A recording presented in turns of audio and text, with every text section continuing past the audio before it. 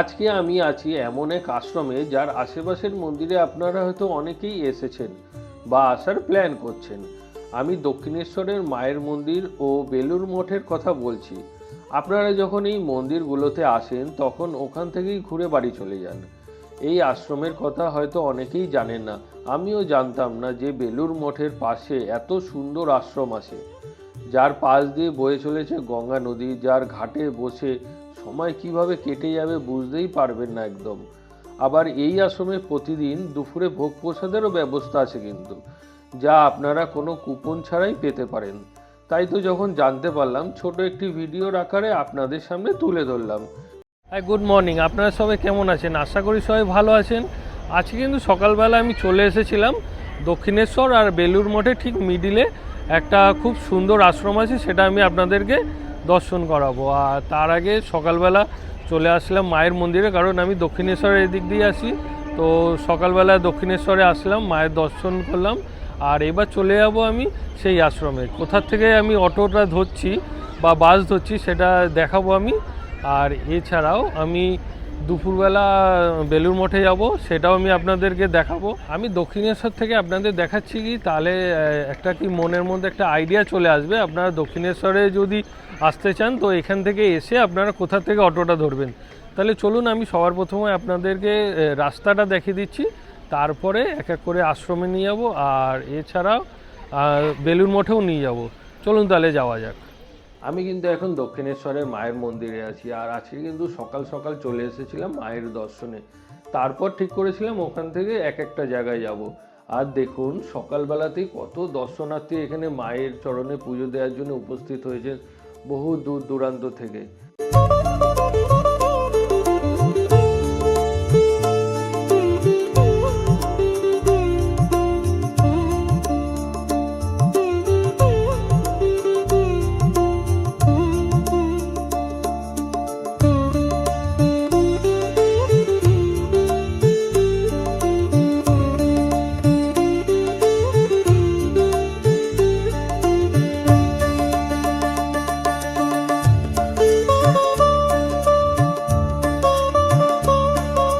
আমি কিন্তু এখনই দক্ষিণেশ্বরের মায়ের মন্দির থেকে বেরোলাম, আর বেরিয়ে কিন্তু স্কাই ওয়াকটা ধরে মেন রোডের দিকে যাচ্ছি। আপনাদের সেই জায়গাটা দেখাচ্ছি। দেখুন, মেন রোডের কোনখান থেকে আপনারা অটোটা ধরলে আপনাদের সুবিধা হবে। আপনারা কিন্তু চাইলে দক্ষিণেশ্বর থেকে বেরিয়ে ফেরিঘাট থেকেও কিন্তু বেলুড় মঠ হয়ে যেতে পারেন, কিন্তু ওটা আমি পরে দেখাবো বেলুড় মঠের জায়গাটা। এখন আমি আপনাদেরকে মেন রোডে নিয়ে যাচ্ছি। ওখান থেকে যে অটোটা ধরবো কত টাকা করে কি লাগছে সেটা আপনাদের দেখাচ্ছি, যাতে আপনাদের বাড়ির মধ্যে বসে একটা মনে আইডিয়া চলে আসে। আমরা এখন কোন জায়গাটা দাঁড়িয়ে আছি ঠিক আপনারা হয়তো বুঝতে পারছেন। এই যে ওভারব্রিজগুলো রয়েছে তার নিচে যে অটো স্ট্যান্ডটা, এখান থেকে আজকের আমাদের অটোটা ধরতে হবে। এই যে দক্ষিণেশ্বরের যেই ব্রিজটা রয়েছে যেখান থেকে ট্রেনটা যাচ্ছে, এটা কিন্তু দক্ষিণেশ্বর স্টেশন। আর এখান থেকে কিন্তু দক্ষিণেশ্বর মন্দিরে যাওয়ার স্কাই ওয়াকটা শুরু হয়েছে। আর এই বাদিক দিয়ে চলে গেছে হচ্ছে বালি রোডের দিকে, মানে বালি যেতে গেলে আপনাদের এই দিকটা থেকে যেতে হবে। আপনাদের সুবিধার জন্য আমি আরেকবার দেখিয়ে দিচ্ছি। এই যে এই অটোটা দাঁড়িয়ে আছে, এই অটোটার এখানে কিন্তু অটো স্ট্যান্ড। আর এই সাইডটা চলে গেছে হচ্ছে এয়ারপোর্ট 1 নম্বরের দিকে। এই অটো করে আজকে আমাদের যেতে হবে। আমি কিন্তু এখন এখান থেকে অটোতে উঠে গেলাম, আর অটো ভাড়া এক একজনের এখান থেকে কিন্তু 15 টাকা করে লাগছে। আর অটো করে আমি কোথায় নামছি সেটা আমি আপনাদেরকে দেখাচ্ছি। দক্ষিণেশ্বর থেকে আপনাদের অটোতে যেতে হবে হচ্ছে লাল বাবা কলেজ বা লাল বাবা আশ্রম বললে বুঝে যাবে। 10 থেকে 15 মিনিটের মধ্যে আপনারা পৌঁছে যাবেন যদি জ্যাম না পড়ে। দেখুন, আমরা এখন চলে এসেছি লাল বাবা যে কলেজটায়। এই যে এটা হচ্ছে লাল বাবা কলেজ, আর তার পাশ থেকেই কিন্তু একটা রাস্তা গেছে, সেটা আমি আপনাদেরকে দেখাচ্ছি। দেখুন, এই যে এই পাশ দিয়ে সরু রাস্তাটা চলে গেছে, আপনাদের কিন্তু এখান থেকে সোজা হেঁটে যাবে এই যে বন্ধন ব্যাংক লেখা রয়েছে তার ঠিক পাশের এই সরু গলিটা থেকে।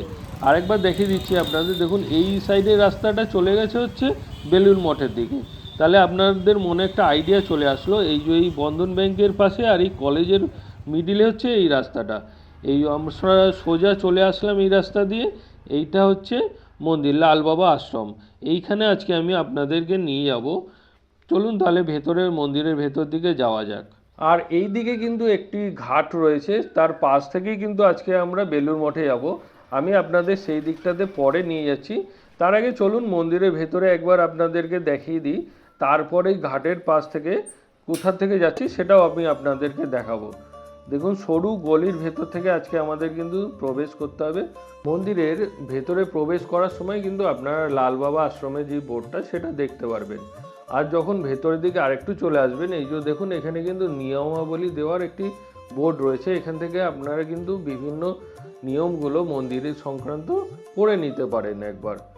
আর এবার আমি আপনাদেরকে ভেতর দিকে নিয়ে যাব, চারিদিকটা ঘুরে দেখাবো। আপনারা দেখবেন সত্যি খুব ভালো লাগবে, গঙ্গার ঘাটটা এত সুন্দর লাগবে যেটা আমি আপনাদের বলে বোঝাতে পারবো না। আমি আপনাদের দেখাচ্ছি, তাহলে মনের মধ্যে একটা আইডিয়া চলে আসবে আপনাদের। মন্দিরের ভেতরে যখন আমরা প্রবেশ করলাম, দেখতে পেলাম যে এখানে বিভিন্ন ওয়ালগুলোতে রঙের কাজ চলছে, কারণ অনেক পুরনো হয়ে গেছে যেহেতু রঙগুলো, তার জন্য নতুনভাবে রং করা হচ্ছে। আর এই দিকটা কিন্তু জল খাওয়ার জন্য জায়গা, এখান থেকে কিন্তু আপনারা হাত মুখ ধুয়ে নিতে পারেন। আর এই সাইডটায় কিন্তু ওয়াশরুম রয়েছে, আর এখানে কিন্তু আপনারা গোশালাও দেখতে পাবেন, সেটা আমি আপনাদের দেখাচ্ছি একটু পরে। তার আগে মন্দিরের ভেতরে আমি আপনাদের নিয়ে যাচ্ছি, বিভিন্ন দেবদেবী দর্শন করাচ্ছি। আর এই দিকটাই কিন্তু গঙ্গার ঘাটটা রয়েছে, সেই দিকেও আমি আপনাদের নিয়ে যাব। দেখুন কত সুন্দর মন্দির, আর এই জায়গাটা কত ভালো লাগছে দেখুন।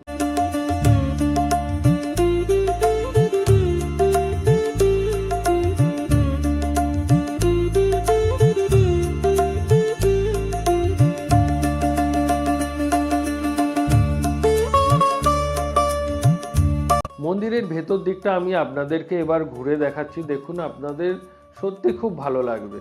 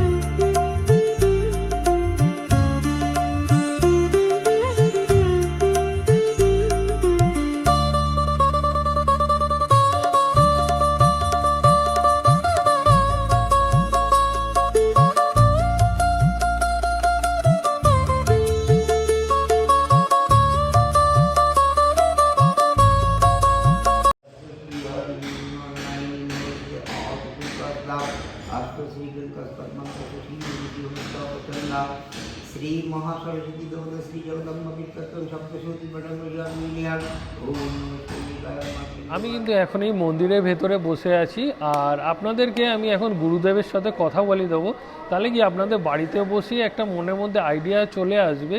এই মন্দিরের সম্পূর্ণ ইতিহাসটা আমি এখন আপনাদেরকে শোনাবো, আর মন্দির কখন খোলা থাকে, মন্দির কখন বন্ধ হয়, সেগুলো আমি আপনাদেরকে এই ভিডিওতেই এখন জানাবো। বলুন আমি সরাসরি আপনাদেরকে গুরুদেবের কাছে এখন নিয়ে যাচ্ছি, তাহলে আপনাদের বাড়িতে বসে একটা মনে আইডিয়া চলে আসবে। আমার নাম হচ্ছে নির্বাণ গুরুপ্রসাদ দাস। আমার এই আশ্রমের নাম হচ্ছে উদাসীন দীনদুঃখী লালবাবা আশ্রম গো অতিথি সেবা, 3 নম্বর পালঘাট লেন, পোস্ট বেলুর মঠ, ডিস্ট্রিক্ট হাওড়া। পিনকোড নম্বর 7,11,202।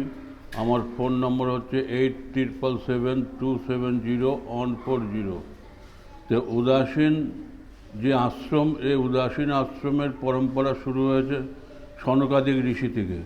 সনকাদিক ঋষি হচ্ছে ব্রহ্মাজির মানসপুত্র, এবং ব্রহ্মাজির মানসপুত্র হয়ে উনরা দীক্ষা নিয়েছিলেন, সন্ন্যাস নিয়েছিলেন সনকাদিক ঋষি 4 ভাই বিষ্ণু ভগবান থেকে। সেই আদি উদাসীন থেকেই এই উদাসীন সম্প্রদায় পরম্পরা চলেছে। সনকাদিক ঋষির পরে এসেছেন মনু ঋষি, নারদ মুনি, শতরূপা। তো মনু ঋষির মাধ্যম থেকে এসে সপ্তঋষি, সপ্তঋষি থেকে সৃষ্টি পরম্পরা। এই দুনিয়ার সৃষ্টি যা আছে সব মুনি ঋষি থেকে পরম্পরা। এটা হচ্ছে হিন্দু সনাতন ধর্মের মেন হচ্ছে শিকড় হচ্ছে এটাই উদাসীন সম্প্রদায়। তো এই আশ্রমটা বেলুড়ে অবস্থিত। তো এখানে 1917 সালে এই আশ্রম প্রতিষ্ঠিত হয়েছেন। 1917 সালে প্রতিষ্ঠিত হওয়ার পরে ভক্তদের মাধ্যমে বিভিন্ন টাইমে আশ্রম সঞ্চালন হয়েছে এবং কোনো সরকারি অনুদান বা সরকারি অবদান বা কোনো মন্ত্রী এমপি এমএলএর কোনো সহযোগিতা নেই। এখানে ভিক্ষা করে আশ্রম চলছে, দিন দুঃখীদের সেবা চলছে 108 বছর ধরে, গৌমাতার সেবা চলছে 107 বছর ধরে। 1923 সালে গঙ্গা পুজো হয়, বিশাল ব্যবস্থা হয়। সেই গঙ্গা পুজো থেকে আশ্রমের মানে প্রচার প্রসার অনেক দূর পর্যন্ত পৌঁছে যায়। সেই থেকে ভক্ত অনেক আছে, ভক্তদের দানে ভিক্ষায় আশ্রম চলছে। 1923 সালে গঙ্গা পুজো হওয়ার পরে 1930 সালে গঙ্গাসাগর ছাউনি শুরু হয়। 1930 থেকে 1983 অবধি লালবাই ছিল গঙ্গাসাগরের মেন ভরসা। যাত্রীদের, অতিথিদের, পুণ্যার্থীদের থাকা খাওয়ার সম্পূর্ণ বন্দোবস্ত এবং গঙ্গাসাগরে নিয়ে যাওয়া নিয়ে আসা ছিল, লালবাই ছিল ভরসা। আগে আমাদের 10ই ডিসেম্বর থেকে যেটা লোহাঘাট বলে, জগন্নাথ ঘাট ফুলের মার্কেট যেখানে, ওই জায়গাটায় 10ই ডিসেম্বর থেকে নোংরখানা চালু হতো। কমসে কম 5000 লোকের ও পুণ্যার্থীদের যাতায়াত এবং খাওয়া দাওয়া সম্পূর্ণ বন্দোবস্ত ওখানে করা হতো। ওখান থেকে গঙ্গাসাগরে নিয়ে যাওয়া হতো, আবার এখানে কলকাতায় এনে বা বেলুড়ে আশ্রমে পৌঁছে দেওয়া হতো নৌকায় করে। 1934 সালে ছাত্রাবাস শুরু হয়। 1934 সালে পাঠশালা শুরু হয়। 1946 সালে গিয়ে পাকা বিদ্যালয় শুরু হয় 325 নম্বর জিটি রোড 325 বেলুড়। তো 1964 সালে লালবাগ কলেজ প্রতিষ্ঠিত হয় নাইট কলেজ হিসাবে 325 নম্বরে। 1974 সালে লালবাগ কলেজ পূর্ণ প্রতিষ্ঠিত হয় 320 নম্বরে জিটি রোডে। এইভাবে আশ্রম চলছে, দিন দুঃখীদের সেবা চলছে এবং অনাথ ছেলেপেলে এখানে ভর্তি হয়, লেখাপড়া শিখে ভালো ভালো। এখানে স্কুলও আছে তাহলে, তাই না? এখানে স্কুলও আছে, বাচ্চাদের স্কুল পড়ার স্কুল আছে, লালবাগ বিদ্যালয় আছে, লালবাগ কলেজ আছে। আচ্ছা, আর একটা কথা জানার ছিল, এখানে কি মানে সাধারণ দর্শকদের জন্য কি কোনো ভোগ প্রসাদের ব্যবস্থা আছে কুপনের মাধ্যমে বা কিছু করে? কুপনের মাধ্যমে বলতে এখানে কুপন টোপন নেই, ডোনেশনের উপরে চলে। আচ্ছা, যে ভক্ত প্রসাদ নিতে চায় সে যদি ডোনেশন কিছু করতে চায় করতে পারে, কিন্তু কোনো কুপনের প্রয়োজন নেই। 2 জন লোক যদি আসে দূর থেকে, তাদের প্রসাদের ব্যবস্থা হয়, দুপুর 12টার মধ্যে এখানে পৌঁছাতে হয়। আর এখানে প্রসাদ নিতে গেলে কোনো পয়সা লাগে না? না, 2 জনের আগে যদি আসে, বেশি যদি হয় 6 জন 8 জন 10 জন 15 জন, তাহলে আগের দিন ফোন করে জানিয়ে দিতে হবে। ফোন করে জানিয়ে ফোন নাম্বারটা যদি একটু বলতেন তাহলে একটু সুবিধা হতো। আপনার কি জানা আছে ফোন নাম্বার, না কোনো কার্ড আছে কি? ফোন নাম্বার বললাম তো প্রথমে, ওই নাম্বারটা আরেকবার একটু বলে দিলে সুবিধা হতো। ফোন নাম্বার হচ্ছে 8777270140। আচ্ছা, আরেকটা নাম্বার আছে 9830951635। মানে কেউ আসতে চাইলে এই নাম্বারে আগের দিন যোগাযোগ করলে তাহলে আগের দিন যোগাযোগ করে আসতে হবে, যদি 2 এর অধিক কেউ যাত্রী হয়। যাতে আর আরেকটা কথা জানা ছিল, এই আশ্রমে আসলে সাধারণ দর্শনার্থী কি কি দেবদেবীর দর্শন পাবে যদি একটু বলে দিতেন। এখানে বাবাজির সমাধি মেন হচ্ছে, লালবাবাজির দরবার গদি এবং কুঠিয়া গঙ্গার ঘাট। তারপরে আশ্রমের যে মেন মন্দির আছে, মন্দিরে একটা প্রদীপ জ্বলছে 1933 সাল থেকে। এখানে ধুনা যজ্ঞ অখণ্ড চলছে 1917 থেকে। তো এইভাবেই চলছে আশ্রম। আর আগামী দিনে কতদিন ঈশ্বর চালাবে, আর সেটা হচ্ছে ঈশ্বরের। আরেকটা কথা জানার আছে, বলছিলাম যে সাধারণ দর্শনার্থী এখানে কোন টাইমে পুজো দিতে আসতে পারে বা আশ্রমটা কোন টাইমে খোলা পাবে আর কি? সকাল 4:30 থেকে 12টা 11:30 অবধি। আচ্ছা, সকাল 4:30 দিয়ে 12টা অবধি আর কি, যতক্ষণ ভোগ প্রসাদ না হচ্ছে তার আগে পর্যন্ত। হ্যাঁ। আর সন্ধ্যাবেলার দিকটায় সন্ধ্যাবেলা 3:30 থেকে 8:30 অবধি। 8:30। আর একটা কথা জানার আছে, কেউ যদি এখানে কোনো দীক্ষা নিতে চায় তো বাবাজির, তো সেরকম দীক্ষার ব্যবস্থা আছে কি? আগে থেকে যোগাযোগ করতে হবে, অন্তত 1 সপ্তাহ 10 দিন 15 দিন আগে, এবং পূর্ণিমার দিন দীক্ষা দান করা হয়। লালবাবার সমাধিতেই বসিয়ে দীক্ষা দেওয়া হয়। গুরু যেহেতু লালবাবাই থাকবে। আচ্ছা, ধন্যবাদ। তাহলে ধন্যবাদ। আমি শুধু আপনাদেরকে বলবো আপনারা এই আশ্রমে আসুন, আপনাদের সত্যি খুব ভালো লাগবে। তারপরে এই উদাসীন সম্প্রদায়ের যে আশ্রম, এই উদাসীন সম্প্রদায়ের আশ্রমের অনেক রহস্য আছে, অনেক লীলা আছে। যেহেতু এই উদাসীন সম্প্রদায়ের সাথে যোগাযোগ থাকলে বা উদাসীন সম্প্রদায়ের সাথে কোনো রকম দীক্ষা বা সাধু যদি হতে হয়, তাহলে কিন্তু 100 বছর পূর্ণ ফল সেটা অনুভব হবে।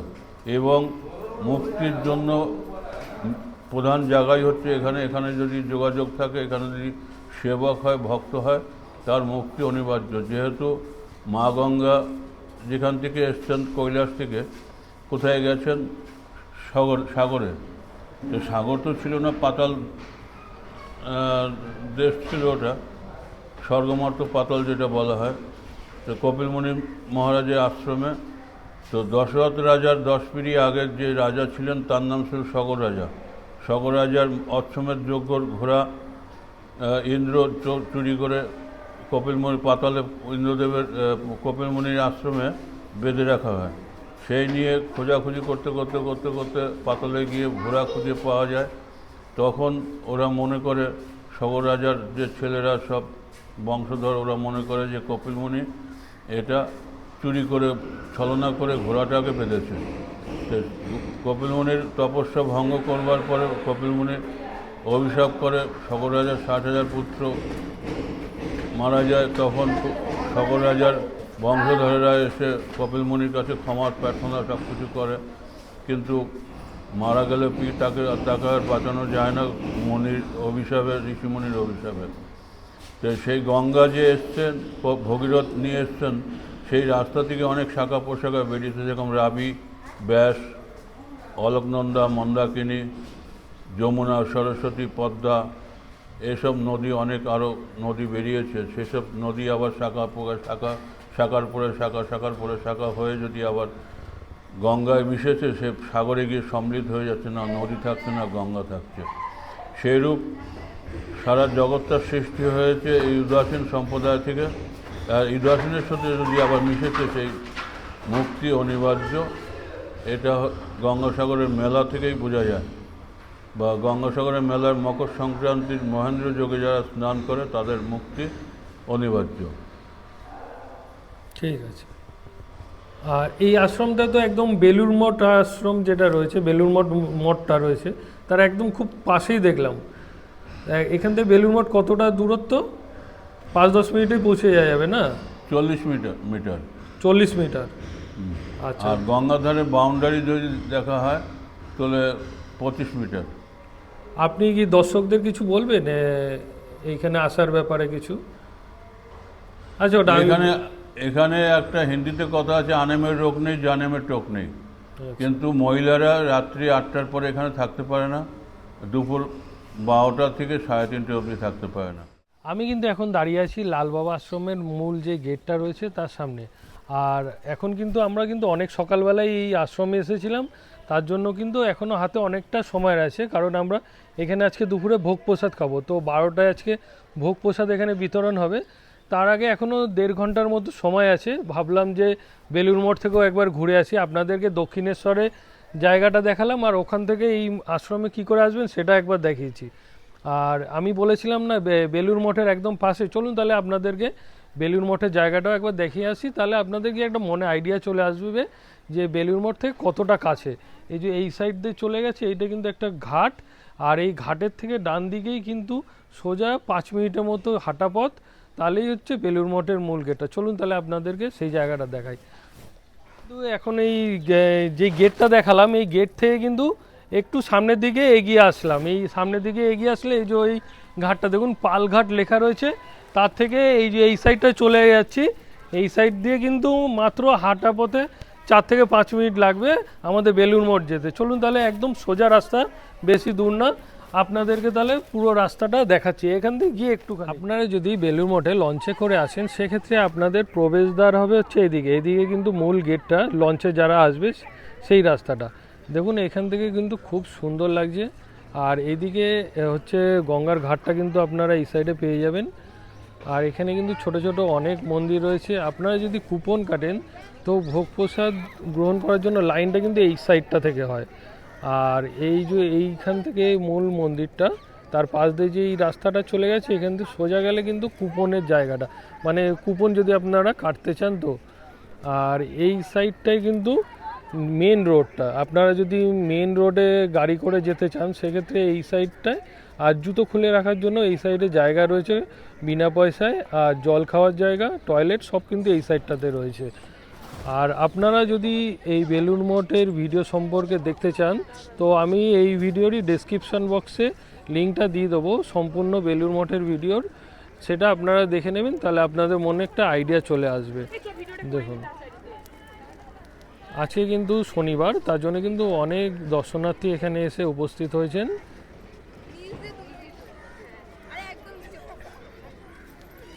দেখতে কিন্তু অপূর্ব লাগছে দেখুন। আমি কিন্তু দক্ষিণেশ্বর থেকে অটো করে ফার্স্টে লাল বাবার মন্দিরে আসলাম, তারপর ওখান থেকে কিন্তু বেলুড় মঠে চলে আসলাম আপনাদেরকে দেখানোর জন্য যে বেলুড় মঠে যদি আপনারা আসেন এখান থেকেও কিন্তু এই মন্দিরে যাওয়া যায়। সেই জায়গাটা আমি আপনাদের দেখানোর জন্য বেলুড় মঠে চলে আসলাম। এখান থেকে আমি আপনাদেরকে এবার মন্দিরের দিকে নিয়ে যাব। তাহলে কি আপনাদের বাড়িতে বসেই মনের মধ্যে একটা আইডিয়া চলে আসবে। আপনারা যদি লঞ্চে করে বেলুড় মঠে আসেন সেই ক্ষেত্রে বেলুড় মঠ থেকে আপনারা কি করে যাবেন। চলুন তাহলে এক এক করে আমি সমস্ত রাস্তাটা দেখাচ্ছি, আপনারা দেখুন। আশা করি আপনাদের বুঝতে একটু কোনো অসুবিধা হবে না। আমি কিন্তু এখন এই মন্দিরের সামনে দাঁড়িয়ে গেছি, আর এই যে এই সোজা চলে গেলে এটা হচ্ছে গঙ্গার ঘাট। আপনাদের আগে যে জায়গাটা দেখালাম সেই জায়গাটা, এখান থেকে আপনারা একটু সামনের দিকে এগিয়ে আসবেন। দেখুন এখানে কিন্তু জুতো খুলে রাখার জন্য আলাদা জায়গা রয়েছে, আর এছাড়া এই সাইডটায় কিন্তু ওয়াশরুম রয়েছে, আর সুন্দর পানীয় জলেরও ব্যবস্থা রয়েছে। আর সোজা আর একটুখানি এগিয়ে গেলে এখানটায় কিন্তু আপনারা মিউজিয়াম পেয়ে যাবেন। আর সোজা আর একটু এগিয়ে গেলে বাইরে বেরোনোর একটা রাস্তা আছে, ওখান থেকে কিন্তু আপনারা চাইলে অটো করে চলে যেতে পারেন। আজকে কিন্তু আমরা অটো করে যাব না, হেঁটে হেঁটে এখান থেকে 5 মিনিট লাগবে, সেই রাস্তাটা আমি দেখিয়ে দিচ্ছি। আমি কিন্তু এখন দাঁড়িয়ে আছি বেলুড় মঠের যে গেটটা আপনাদেরকে দেখিয়েছিলাম সেই গেটের বাইরের দিকটা। দেখুন এই দিকটা থেকে সোজা হেঁটে আসলাম বাইরের দিকে, আর তার পাশে যে রাস্তাটা চলে গেছে এই রাস্তাটা কিন্তু দিয়ে আমরা এখন এই মন্দিরের দিকে যাব, যেই মন্দিরটা আপনাদেরকে দেখালাম। যেই দিকটা থেকে আরেকবার তো ভালো করে বলে দিচ্ছি, যেই দিক থেকে আপনারা বেলুড় মঠে প্রসাদ গ্রহণ করে বেরোবেন সেই রাস্তাটাই কিন্তু এই রাস্তাটা। আর এই সাইডে যেই রাস্তাটা চলে গেছে এটা কিন্তু ফেরিঘাটের রাস্তাটা। তাহলে আপনাদেরকে সুবিধার জন্য আরেকবার বলে দিচ্ছি, এই সোজা রাস্তাটায় যেতে হবে। আর কেউ যদি মেন রোড থেকে অটো করে যেতে চান সেক্ষেত্রে কিন্তু আপনাদের এই সোজা বেরিয়ে যেতে হবে। মেন রাস্তাটা হচ্ছে এই সামনে একটু এগিয়ে গেলে আপনাদের ওখান থেকে অটো টোটো পেয়ে যাবেন এই মন্দিরে যাওয়ার জন্য। চলুন তাহলে আমরা এখন এই মন্দিরের মূল গেট থেকে এই রাস্তার দিকেই যাচ্ছি। আমি আপনাদের যে গেটটা দেখালাম তার পাশ দিয়ে যে রাস্তাটা গেছে ওই রাস্তা দিয়ে এই যে সোজা একটুখানি 5 মিনিটের মতো হেঁটে লাগবে। আর যদি কেউ অটোতে যেতে চান সেই জায়গাটা দেখালাম। এই বন্ধ গেটটা দেখে আপনারা বুঝতে পারছেন এইটা হচ্ছে সেই গেটটা। বেলুড় মঠে আপনারা প্রসাদ খাওয়ার পরে কিন্তু এই গেটটা থেকেই বাইরের দিকে বেরোবেন। আর এই সাইডটা সোজা চলে গেছে হচ্ছে ফেরিঘাট বা অটো স্ট্যান্ড বা টোটো স্ট্যান্ড। আর এই সাইডটা থেকে আমরা যাব হচ্ছে লাল বাবা আশ্রমে। চলুন তাহলে আর একটুখানি বাকি আছে, ওখানে গিয়ে আমি আপনাদের দেখাচ্ছি। আমি কিন্তু এখন চলে এসেছি লাল বাবা আশ্রমে, আর পাশেই রয়েছে গঙ্গার ঘাট। আমি এখন গঙ্গার ঘাটে কিছুক্ষণ এখানে বসবো, আর আপনাদেরকে তার আগে আমি সমস্ত মন্দিরের চারিদিকটা ঘুরে দেখিয়ে দিচ্ছি, আর গঙ্গার ঘাটটাও দেখাচ্ছি। দেখুন অপূর্ব লাগবে।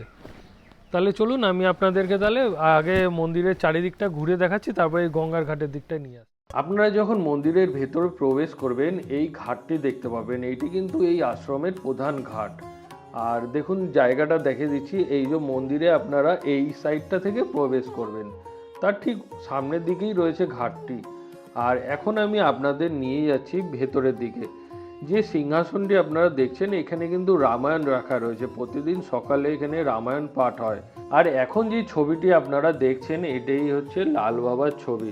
যেহেতু গঙ্গার একদম কাছে, এইখানে কিন্তু অনেকে এসে বসেন ও রামায়ণ পাঠ করে থাকেন, ঠাকুরের নাম কীর্তন করে থাকেন। আর এবার আমি আপনাদের নিয়ে যাব হচ্ছে লাল বাবার যে ঘর রয়েছে সেই জায়গাটা, দেখুন আপনাদের খুব ভালো লাগবে।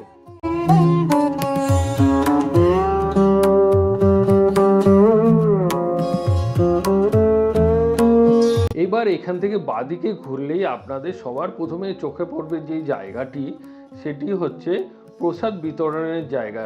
সকল দর্শনার্থী যারা এই আশ্রমে আসেন তাদের কিন্তু দুপুরবেলা এখানে বসে প্রসাদ খাওয়ানো হয়, যাতে কারো অসুবিধা না হয়। কত পাখা লাগানো রয়েছে।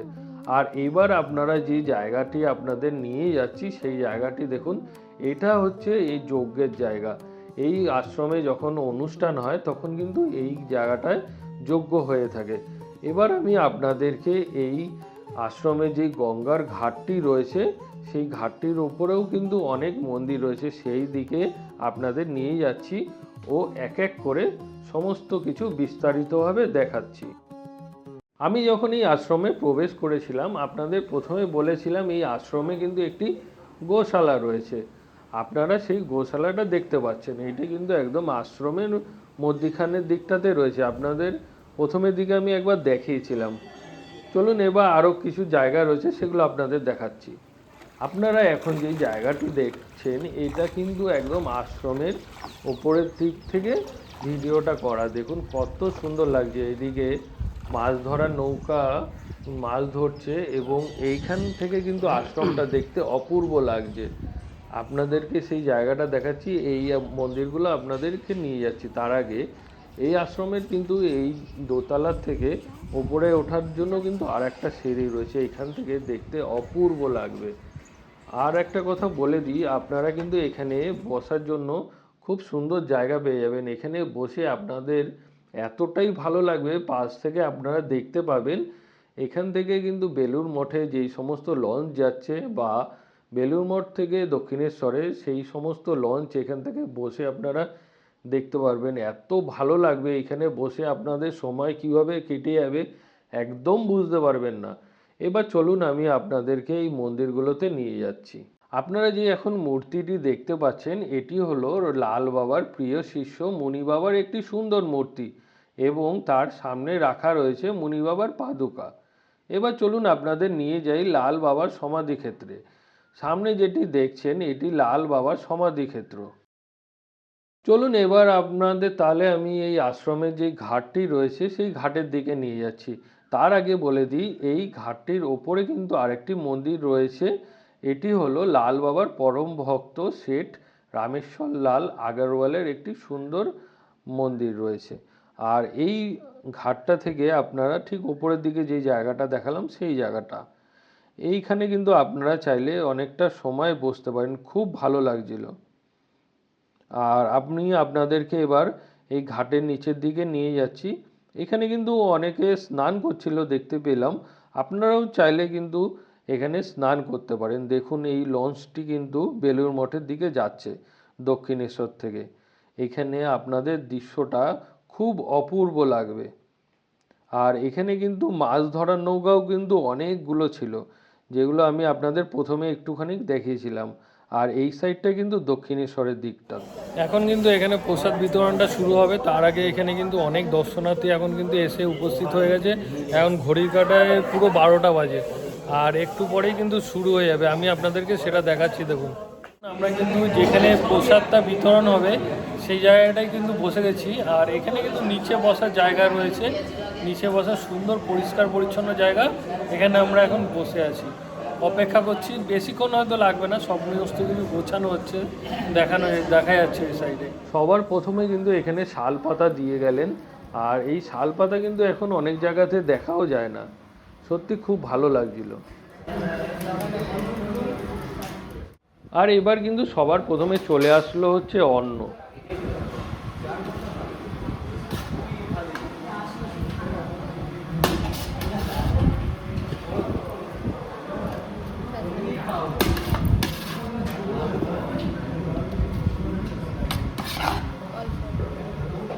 আর এবার কিন্তু চলে আসলো হচ্ছে ডাল।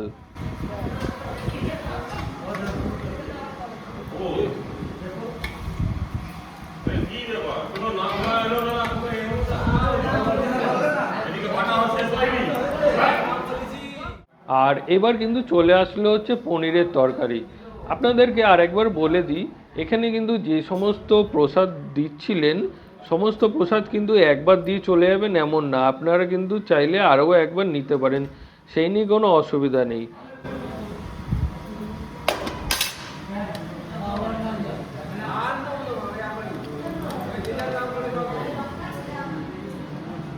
আপনাদেরকে আর একটা কথা আমি বলে দিই, আপনারা যখন এই আশ্রমে আসবেন, যে আপনাদের যে প্রসাদ গ্রহণ করা হয়ে গেলে নিজস্ব পাতা কিন্তু আপনাদেরকে নিয়ে বাইরের দিকে রাখার আলাদা জায়গা আছে, ওখানে রেখে দিতে হবে। আমাদের কিন্তু এই আশ্রমে এখন ঘোরা হয়ে গেল, আর আপনাদেরকে সম্পূর্ণ আশ্রমটা আমি ঘুরে ঘুরে দেখালাম এবং গুরুদেবের সাথে কথা বলে দিলাম, যাতে আপনাদের বাড়িতে বসে বুঝতে একটুও কোনো অসুবিধা না হয়। আপনাদের আশ্রমের ব্যাপারে যদি আরও কোনো প্রশ্ন থাকে তো আপনারা এই ভিডিওর কমেন্ট বক্সে কিন্তু কমেন্ট করে জানাতে পারেন, আমি তার অ্যান্সার দেবো। আপনারা সবাই ভালো থাকবেন এবং সুস্থ থাকবেন। আর একটা কথা, আপনারা প্লিজ ভিডিওটা সবার সাথে শেয়ার করে দেবেন, কারণ অনেক বয়স্ক মানুষ আছেন যারা কিন্তু বাড়ির বাইরে বিভিন্ন কারণবশত বেরাতে পারে না, তাদের কাছে ভিডিওটা পৌঁছালে তারা কিন্তু বাড়ির মধ্যে থেকেই দর্শন করতে পারবে। তাহলে আজকে এখানেই ভিডিওটা শেষ করছি। আপনাদের সাথে দেখা হবে আবার নতুন কোনো জায়গায় নতুন কোনো ভিডিওতে।